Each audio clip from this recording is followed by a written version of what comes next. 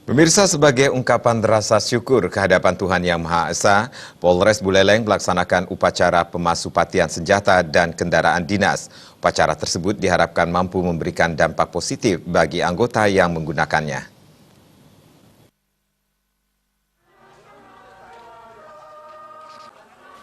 Satu hal yang menjadi ciri khas pelaksanaan tumpek landep ialah upacara terhadap berbagai jenis senjata yang terbuat dari besi.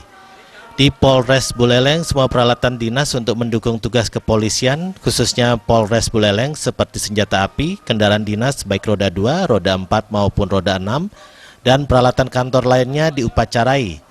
Hal ini rutin dilakukan setiap 6 bulan dengan maksud memohon keselamatan kesucian sarana prasarana tersebut. Kabak Sumber Daya Polres Buleleng Nyoman Supardi menjelaskan, tidak hanya di Polres Buleleng, semua polsek jajaran Polres Buleleng mengupacarai peralatan dan alat dinas. Tujuannya adalah sarana dan prasarana yang dipergunakan mendapat perlindungan dari Tuhan Yang Maha Esa dan dipergunakan untuk kepentingan melayani masyarakat umum. Hal ini diharapkan membawa dampak positif bagi anggota yang menggunakannya. Jadi yang mana itu adalah merupakan suatu memperingati. Jadi kita juga di Polres Buleleng itu sangat erat sekali hubungannya karena berkaitan dengan itu kita punya senjata, ya.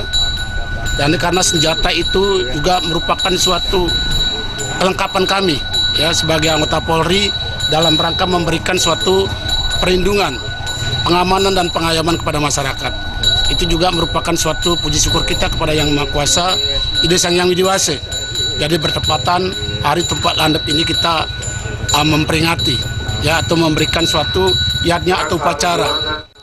Pemasupatian sejumlah senpi dan kendaraan tersebut merupakan salah satu kearifan lokal dan suatu tradisi yang masih terjaga hingga kini. Upacara juga bertujuan mensyukuri pengetahuan dan teknologi yang mendasari terbentuknya sebuah benda. Komang Yuda, Bali TV.